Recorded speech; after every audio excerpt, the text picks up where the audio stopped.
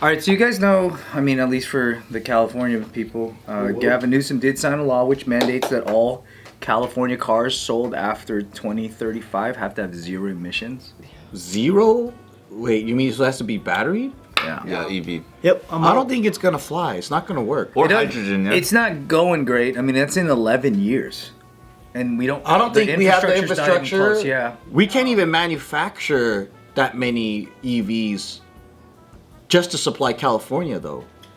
That's crazy. It's weird, but so you guys have been seeing how police departments have started to use EVs almost as a way to sort of promote this like change. Yeah, Pasadena. But aren't they getting into shit? Because like they have to keep charging. Yeah, it's not going great. So what about like all the charging, like on a California level? That's one of the main things. What I don't get is like hybrid's good. No. You don't like hybrid? No, that's just how it feels. Like when do you like try to use logic? Yeah. No. I want my 10 miles per gallon car. Yeah. Tesla PD, just brake check or get in their way. The car's gonna. That's okay. I'm glad you brought that up. That is one of the problems. So the police departments, they've begun to make changes using Teslas in their official fleets. It's not going great. Irvine got the ball rolling. They got a 150K police Cybertruck, which they said they've already had to leave it charging with the criminals still in the back. You put it on dog mode. You just make him sitting there. He was like, oh. That's funny. And then here's some reports from other departments that have been using EVs. Officers appreciate the acceleration, the steering, and the speed, but the autopilot does engage at the wrong time, which prevents them from driving onto curbs if they need to like go over something or off-road, like over like city objects to chase somebody. They just can't. It'll just like not let them. Wow. No, it's not the autopilot. It's the safe driving feature where if you like start veering off the line, it'll like kind of check you to make sure you're good. You can't turn that off? That's a software update. If Elon and them knows that like cop you're gonna use this as cops, they're gonna put it in cop mode. Yeah. That would like that's easy. That's an easy software fix. Absolutely. Is it easy? Absolutely. They be sending software fixes all the time that make more sense every single. It's like jailbreaking your Sega Genesis. I wonder why they didn't just do that when they got the cars. Wait, does your battery go lower and lower every time you update, like iPhones? Does it run out of battery faster? With every firmware update? No, it's pretty solid. I mean, it's still kind of soon to be able to tell. Okay. There's no faith. Yeah, so also, for some reason, they didn't design... I guess like the way the Model 3s are designed in the police car way, the storage capacity doesn't really work out for the equipment that they have in the car. So I guess the seats are obstructed with all the equipment they need to keep inside of it. I don't know how that works. Makes sense. That makes sense for sure because the back of the Model 3 is hella small, regular. Yeah. So if you gotta have a fucking cage or a dog or a bunch of fucking shotguns and stuff, it's not gonna really. Criminal. They're all just crouched They're down. focusing on the passenger aspect of it, though, right? Like, you know, when I get behind a Tesla 3 like yours, dude, it's so spacious. It's very nice.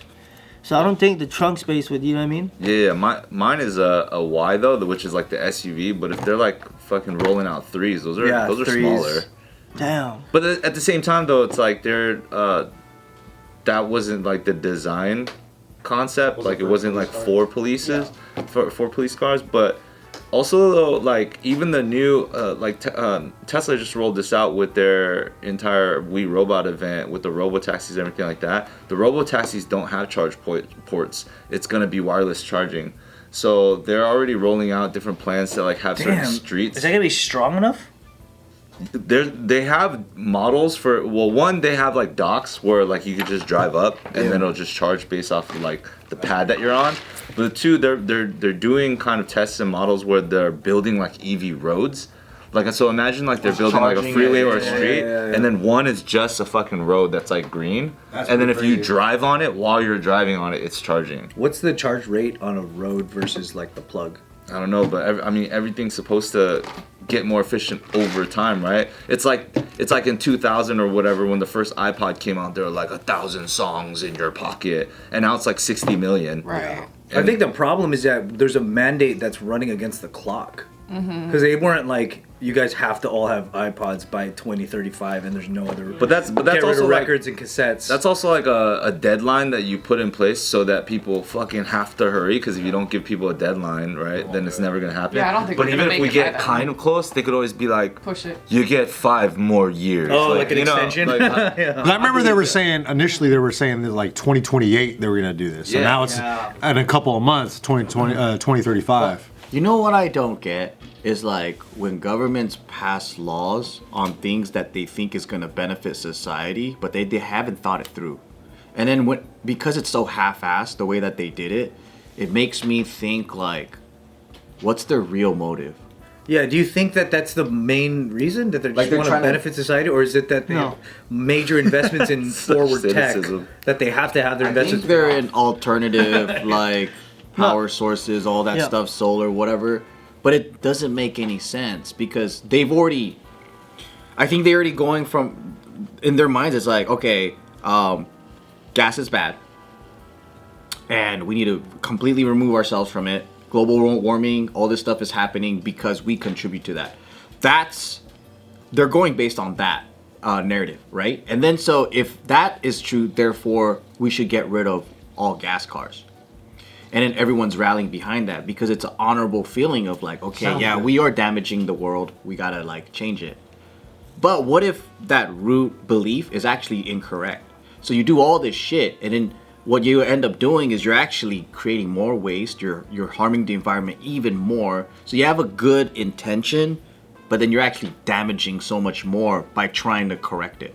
You know, because like where you fix the solution of emissions, but the power plants themselves are not getting fixed. Isn't like we create more fuel waste, energy, all that, trying to create more EV vehicles, and then the infrastructure that doesn't support it. We're using coal still. We're using a lot of like, we're burning fossil fuels to like. Right, there's no get breakthrough with power plants, right? well, I mean, They're slaves. at the same time, there's no perfect transition, right? Like everything is meant to become more efficient over trial and error. over So trial and error, if like a foundation concept of like an ideology gets put in place, then like maybe in our generation it's not going to be perfect, and we're maybe burning more fuel and waste in order to get there. But if we do get there, then maybe in the next generation they're not using the it's same amount of progress, waste, right? Yeah, so I think if we use nuclear, but no one wants to use nuclear energy. Yeah. That's the issue. Because like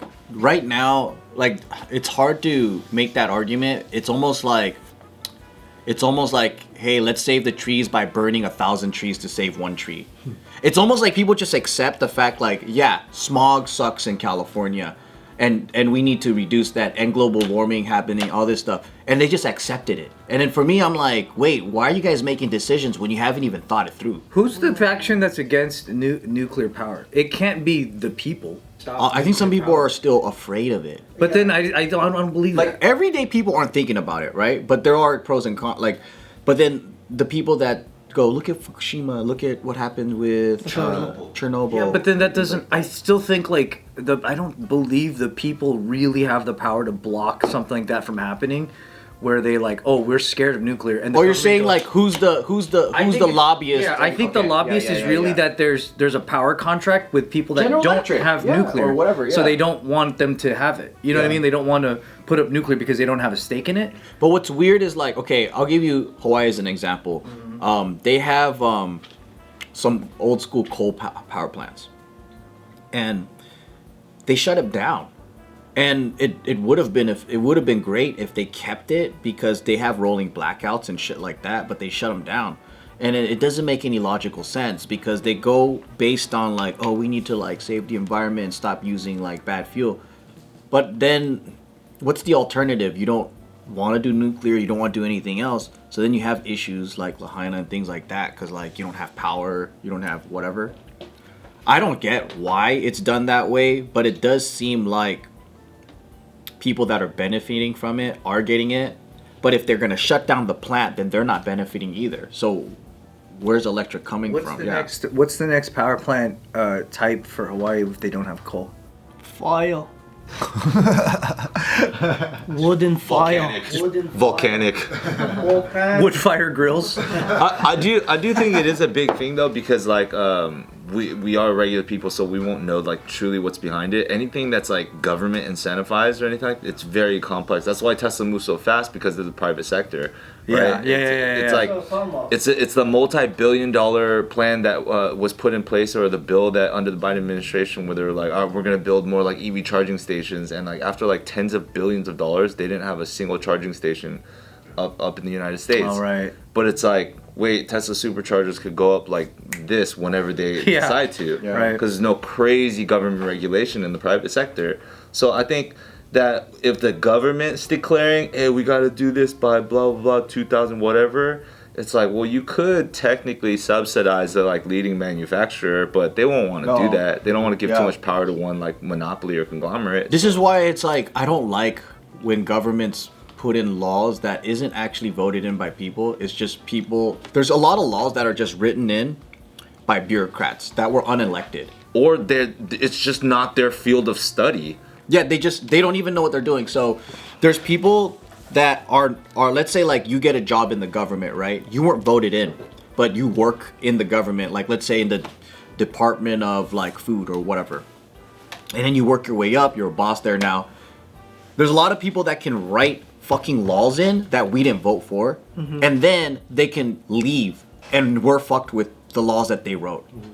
And there's a lot of shit like that, and I think that's the thing that people don't understand is we don't vote for everything. We have all these people that are supposed to be representing this. There's also agencies that aren't actual government agencies, but they're regulatory agencies. Yeah. And they're hired out by the government, but they make decisions for people. Those are the things that I don't like. Because like, I'll give you an example in Hawaii where they banned single-use plastic, right? And this wasn't something that was like voted on by the people.